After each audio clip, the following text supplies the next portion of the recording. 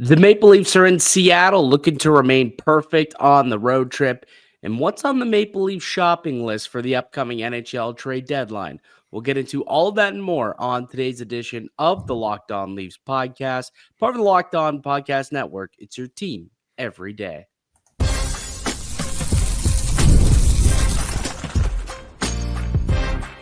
You're Locked On Maple Leafs, your daily podcast on the Toronto Maple Leafs.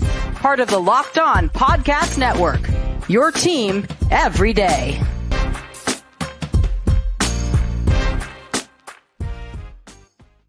Hello and welcome into the Locked On Leafs podcast, a daily Maple Leaf-centric podcast hosted by myself, Mike DiStefano, and my co-host, Dave Morassutti. Today's episode is brought to you by Gametime. Download the Gametime app, create an account, use the code LOCKEDONNHL for $20 off your first purchase. What's happening, Dave? How are you feeling on a Thursday? Feeling pretty good. Man, I don't know what time I'm going to have to take a nap, but I'm going to have to take a nap before the game tonight.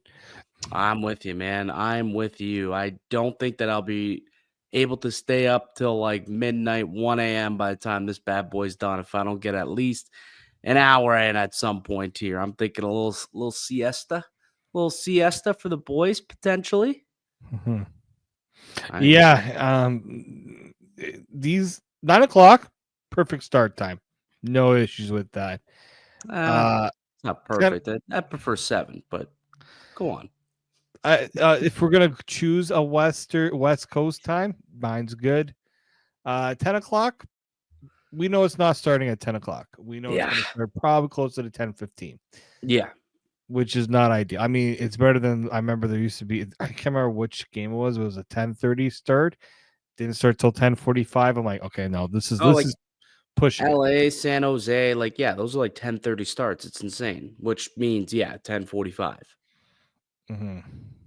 No, it's crazy. It's craziness. But hey, the Leafs, they're winning games and they're hoping to get a third straight win on this road trip. They've started out so far so good. 2-0 on the road trip after a not so rosy homestand. So, they're hoping to still keep the good vibes rolling tonight as they head into Seattle to take on the Kraken. We'll tee up the game in just a little bit, but I want to start with a little bit of news that has been percolating around Leafland over the course of the last couple days here. And there was a report today.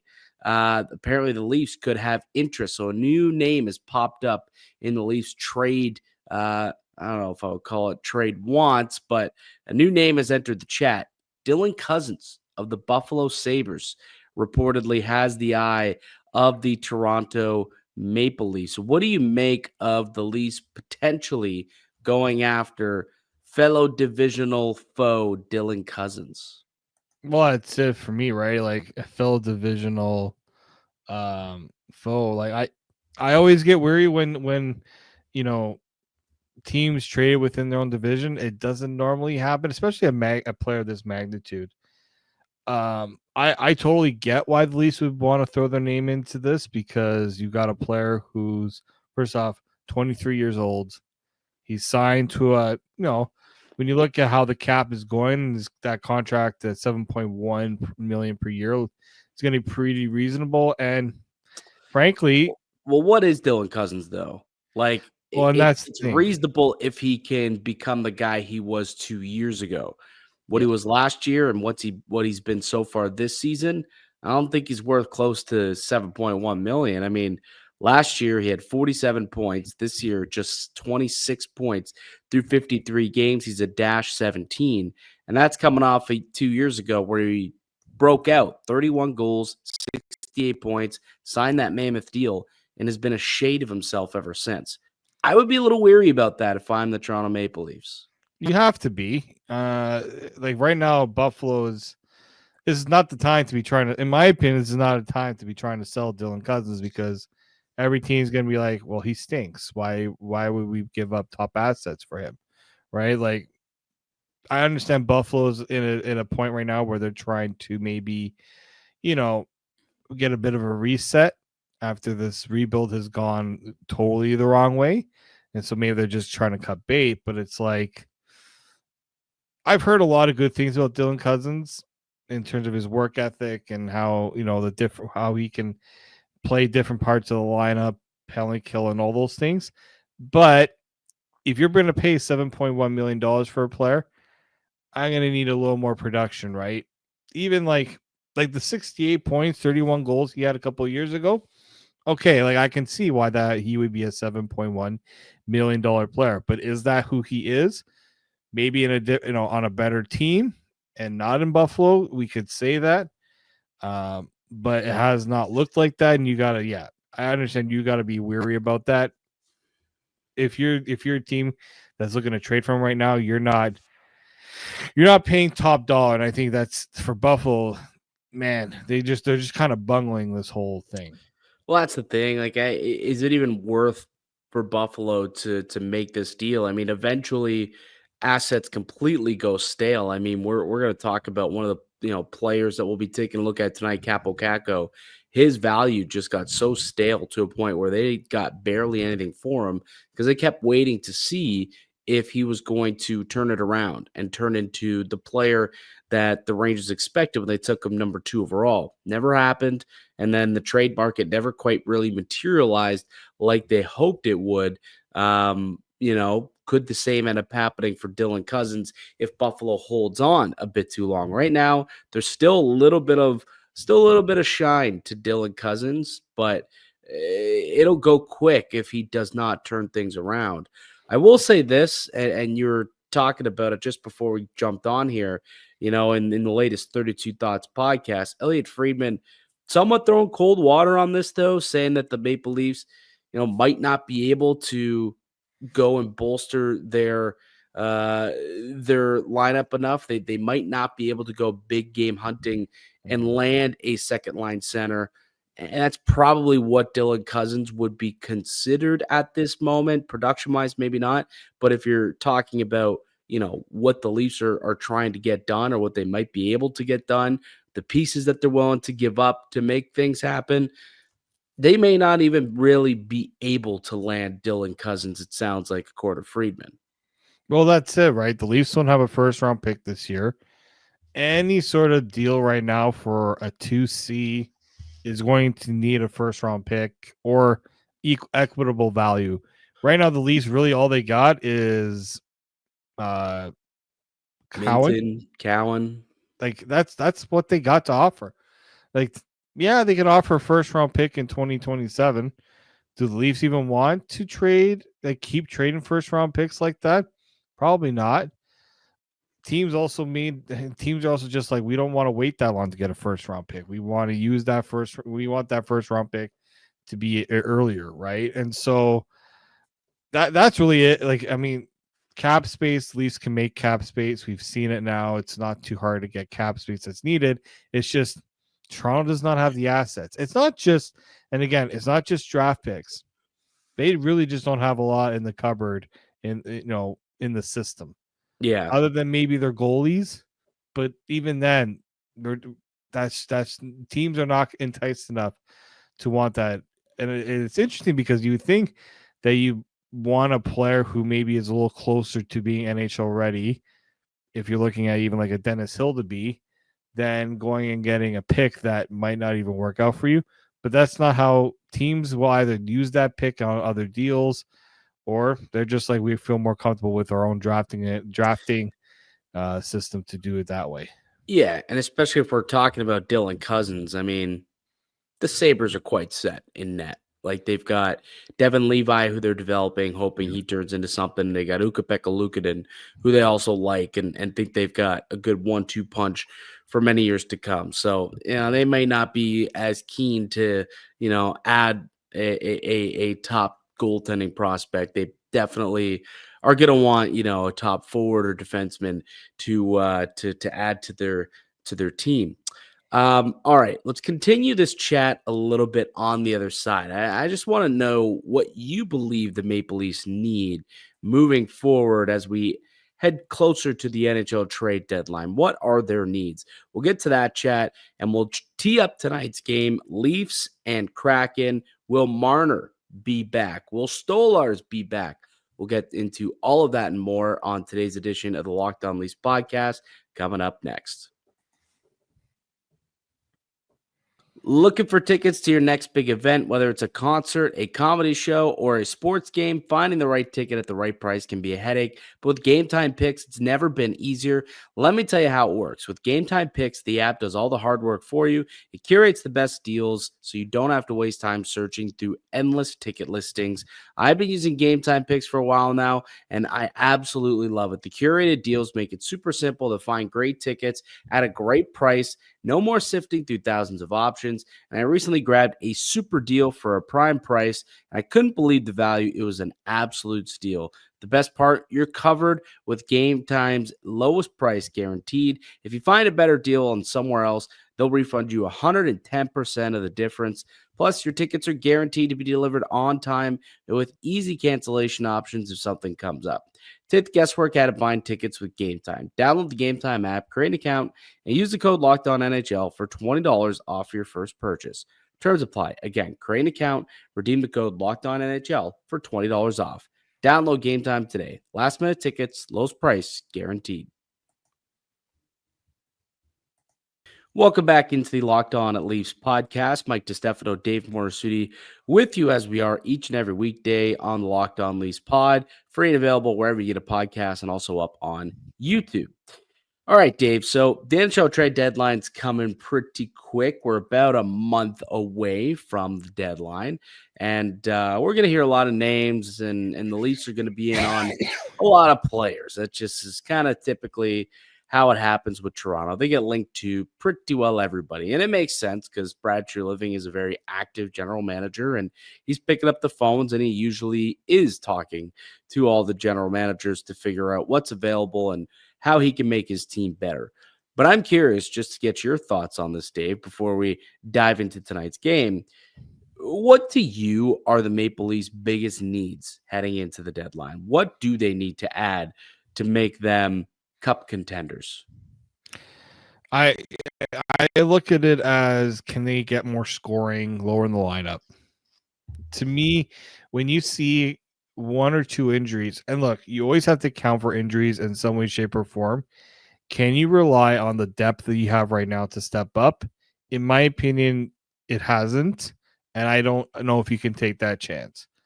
You know, I know that Robertson Holmberg had a half decent game against Calgary, but you ask any of those two guys to play an elevated role in the lineup, and the production is just not there, right? And look, and again, you're not going to get every third liner that's going to be capable of playing top 6 minutes, but there are players that play a style that I think maybe will lend a bit more, and you can find upgrades on third line guys that can provide a bit more offensive punch. That to me is the biggest need I think this team has. Such as, Dave? You got a couple names in mind that you've kind of bandied about in the top of your head? Well, I know there was, I'm trying to remember the name that we talked about the other day. Well, I think there's a few, like Brock Nelson is a name that definitely gets brought up. Scott Lawton is a name that gets brought up. Like Lawton, Nelson, like those are kind of names that you look at and say, okay, that makes sense. They are productive. I thought Mikael Granlund would have been a pretty good fit. Yeah. Unfortunately, the Leafs would not have been able to do that deal because that was a first and a conditional fourth. That could have been a third. So and Granlund's almost a point per game guy as well. So I think that would have just not been enough. The Leafs just would not have been able to get that deal done. So like I know that there's I haven't seen the latest trade board from any of the insiders to maybe give a better idea of who could be an option. But yeah, like I look at like a Scott Lawton would be perfect, I think. He can play 3C, he could probably also play 2C. I'm just, again, can the Leafs actually afford it? And I don't know if they can afford it.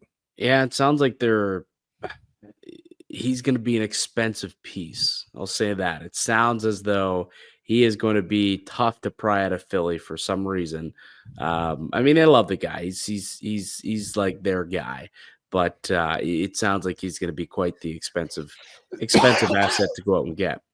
I agree with you. I think they need like a two-way 3C, someone who could provide a little scoring punch. But like, let's be honest, they still got to find a partner for Morgan Riley. I mean, we can't have, Phil Myers going into the playoffs being his partner. I don't like OEL flipping to the right side being Morgan Riley's partner in the top four. I think if you can have OEL as your third pair guy, shelter him a bit and allow him to provide some offense in the back end there, and then you find someone to pair with Morgan Riley. I think that's probably your best bet. If they can come out of the trade deadline with a two-way third line center who can add a little bit of scoring punch and add some offensive capabilities, but also can kill penalties, that just the perennial two-way guy, a Scott Lawton type of player. And if they can add someone who's capable of playing in the top four, not necessarily they have to be a top four defenseman, but someone capable of playing in the top four with some sandpaper, who can play defensive responsibly in the defensive end, can kill penalties, and pair him up with Morgan Riley. I mean, I would still be very game for the Leafs to go after Luke Schenn again. Let's go and grab Luke Schenn. We talked about Rasmus Ristolainen the other day. Maybe find a combo deal. Ristolainen and Scott Lawton, a little 2-for-1. Get it both. Get two deals done at once with the Flyers. And, if you got to give up something of significant value to make it happen, okay. But you're also getting people with term in that case. So that's to me, that's pretty well where I think the Leafs are at. Get yourself, a two-way 3C and someone to pair with Morgan Riley. It's crazy how his entire career they've just yet to find a partner that works for him. We thought Tanev would have been the perfect fit. Turns out Tanev's perfect fit is Jake McCabe, and that's been a formidable shutdown pair that I just don't want the Leafs to touch at this point. So in order to keep those two together, you got to find someone for Morgan Riley to really round out the blue line. Yeah, I think Schen's the perfect player for it. Like I read Jonas Siegel's article and basically says like you're looking at the trade targets he puts out there.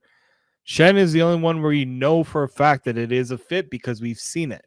It makes too much sense to not, if you're the Leafs, to not make that trade. They've got us. They do have a second. They have I don't think it's gonna be a second round pick. I think a third round pick. Throw that third round pick for Luke Schenn. If you're Nashville, why are you keeping Luke Schenn? Like you're not a team. I don't see the value for them to keep him. And I think for the Leafs, it makes too much sense not to do it. And we know the Leafs wanted to keep him when he became a free agent. They just couldn't offer what he wanted. But now, guess what? Cap's going up. You're going to have a little bit more room. Is it a little bit of an expensive deal for an older blue liner? Yeah, but I'd rather have a guy that I know is going to work in that role than roll the dice on maybe someone that's going to cost you a bit more in assets, and it just doesn't work. I agree. We'll see what the Maple Leafs do. But a month away from the NHL trade deadline, we'll hear a lot of names get thrown out there over the course of the next month. And we'll see. Eventually, a deal will be made. And I'm curious to see who that deal will be with and what players become future Maple Leafs. Speaking of the Leafs, they're in action tonight against the Seattle Kraken. Reinforcements could be on the way. We'll chat about that next on the Locked On Leafs podcast. Welcome back into the Locked On Leafs podcast with Mike DiStefano and Dave Morassutti.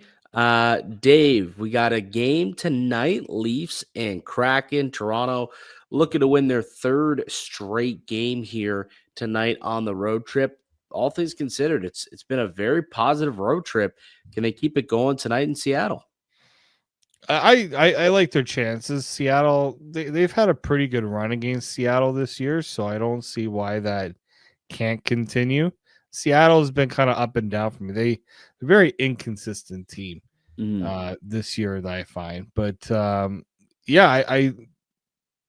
think the Leafs, with the way that they've been playing on the road, are going to give a lot of teams a lot of problems. So I don't think Seattle's going to be any different. Yeah, and Toronto's had a lot of success against the Kraken. They've played 7 times so far, and they're 6-1. They won the one earlier game they played this year. Toronto won 4-1 back at the Scotiabank Arena. So, it's a team that the Leafs and this iteration of the Leafs have been able to make some easy work of. And you just look at the way that they've been playing the last couple of days, last couple of games here when they were in Alberta. Just continue that over, and you should be able to beat a struggling team like Seattle. Why don't we take a look at the game preview and take a look at the side-by-side statistics for both squads, and you'll see Toronto's the better team, on paper. They're the better team statistically. They got the better record. Their 5-on-5 play has been far better. That's a big issue for the Kraken. They just one of the worst teams at 5-on-5, 45.3% expected goals at 5-on-5. The power play is no good. They really don't have a good penalty kill as well. They struggle to score. They struggle to keep the pucks out of the net. It's been a tough year for the Seattle Kraken. So the Maple Leafs, as long as they play their game, I think they should be able to win this game handily. I think so. You look at how, again, the last little bit, the power play has been so much better. That's like special teams, they have the edge. 5-on-5 play, they have the edge. I don't like this. I know that Seattle's had some good games against Toronto, but I think that also comes more when the Leafs kind of underestimate their opponent. They're not doing that right now. I think they've really, again, any team has a chance on any night. I get that, but I just think that with the way the Leafs have played the last couple of games, they know that they have to keep pace with a very tough Atlantic division right now. So you can't take a night off against a team like Seattle. Let's take a look at the Kraken lineup heading into tonight's game. I mean, the Kraken, it's an interesting lineup here. Obviously, it's still a team that lacks, that massive offensive punch. Top line, Matty Beniers, who's been struggling to become that bona fide number one center that, maybe people thought he was going to become when he was drafted number 2 overall a few years back. He's on a line with Jaden Schwartz and Capo Caco, who was traded from the New York Rangers. Chandler Stevenson got a big contract from them. He's centering on the second line with Eli Tolvanen and Oliver Bjorkstrom. Shane Wright on the third line with Jared McCann, greatest Maple Leaf of all time, and Andre Burakovsky, and then Brandon Tanev, Mitchell Stevens, and Ty Cartier round out the forward group. No one really stands out to me in this forward group. I mean, realistically, it's a bunch of guys that, really just have not lived up to expectation. I mean, Capo Caco is a perfect example of that. He's actually played well since going over to Seattle, but like Beniers, Shane Wright, these are two players drafted in the top 4. Beniers, 2nd overall, Wright, 4th overall. They're supposed to be the pillars of the organization, and they just aren't quite filling those shoes. Yeah, like this is a team you say, and yeah, what are they missing? They're really missing that star power. Beniers has been a good player, but like, again, we're talking about them needing a star. They haven't really brought that star production. Shane Wright, top 5 pick. It's been a slow go. He has played a lot better. If I've watched a lot of Shane Wright. It seems like he has slowly found his way. But again, third line. Still, the guy's got 11 goals, just 29 points. He's only playing 13 and a half minutes a game. Like, that's not what you want from your 4th overall pick. You want somebody who's, a little closer to not even a point per game, but like, give me second line production. This is why they went on and got Chandler Stevenson, right? Like you shouldn't have had to go out and pay for Chandler Stevenson. You should have already had that internal stuff. But even him, Stevenson's making over $6 million a year. Only has 39 points in 54 games. Remember, we wanted the Leafs to. He would be great. We wanted the Leafs to look at getting Chandler Stevenson, and then we saw the deal, and we're like, "Yeah, no, we're okay." Yeah. Like that was a contract where it's like, yeah, high 4s, maybe get to $5 million. Yeah, I could take a flyer on Chandler Stevenson, and then all of a sudden, Seattle comes in, gives him 6.25 times like 7. It's like, okay, yeah, no, absolutely not getting anywhere near those numbers, and he hasn't lived up to it, and he probably won't. Like, he's got 10 goals in 54 games, making over $6 million. Supposed to be, one of their better offensive producers, and he was never going to really live up to that contract. But there's a lot of guys who aren't really living up to the billing here in Seattle. It's a big reason why the team's struggling this season. Like they're down towards the bottom of the rankings, bottom of the standings, and they're just not getting any production. Like when your best offensive producer is 13 points shy of a point per game, it's going to be tough. It's going to be tough to win hockey games. And that's Jared McCann, by the way, 42 points in 55 games. Just 14 goals this year after, a couple seasons where he flirted with 40 a couple of years back. So, it's just been a down year overall. One player who has actually stood out a little bit, though, specifically since being traded to Seattle from the Rangers, has been Capo Caco, who is our locked-on player to watch for tonight's game. He's finally being given some opportunity. He's playing on a top line with Chandler Stevenson, or with Schwartz and Matty Beniers. He's got 5 goals, 17 points in just 22 games since getting to Seattle, and he's averaging over 17 minutes a game, which is far more than what he was being given in terms of opportunity when he was in New York. So, he got kind of a new lease on life when he got to Seattle, and he's made the best of it so far. So he's a player definitely to be watching tonight if you're the Toronto Maple Leafs. Yeah, he's a player that, again, hasn't really lived up to expectations as a second overall pick. Getting moved from the Rangers, which that was a kind of a surprising deal for me. But this is kind of what Seattle's been about. Finding players who have fallen out of favor with their teams and hoping that they kind of get a resurgence. I look at when Tolvanen was picked off waivers from the Predators and they picked him up now with Kakko. Kakko's, to me, he's an interesting player because, again, he's a big body. He was a part of that, Finnish World Junior team where everyone was talking about the next wave of Finland stars, and he has definitely not lived up to the billing. I think maybe New York just wasn't the right fit for him and how they dealt with his lack of production there. So hopefully we see a little bit better from him in Seattle. But yeah, I think there's a player there. It's going to, I think, maybe tempering a bit of expectations of what he actually is as a player going forward. Will the Leafs be getting reinforcements tonight, Dave? We don't know for sure because I haven't seen if they're because as we're recording this, I don't think they've skate yet. No skate yet. But it sounds as though they're hoping that Marner could play, and there's a chance that Anthony Stolarz could start as well. So they could be getting, 2 big pieces back tonight for this game that should inject some life into the Buds.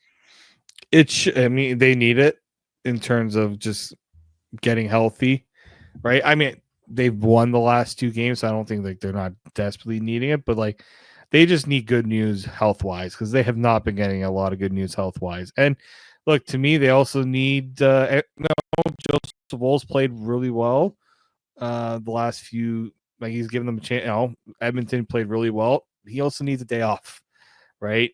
I know that they got 2 more games before the break here, but be nice if they could spot him a night off. And this would be an ideal one to give him a night off. And Stolarz, he's been working and practicing the last little bit. So to me, it leads me to believe he should be good to go.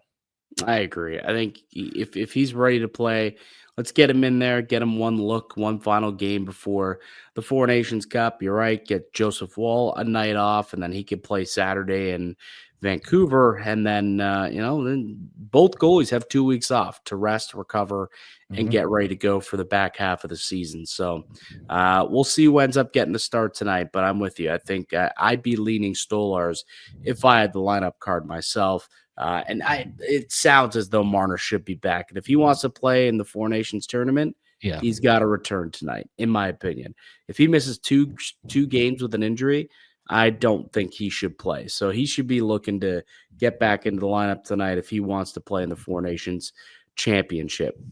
All right, that'll do it for us here today on the podcast. I'd like to thank you all for listening and supporting the show. You can subscribe to the Locked On Leafs podcast on all platforms and receive daily Leafs content. Follow myself on Twitter at Mickey_Canuck. Follow Dave at D_Morassutti. And follow the show as well at Locked On Leafs. We'll be back with another episode for you guys tomorrow. But until then, keep it locked right here on Locked On Leafs.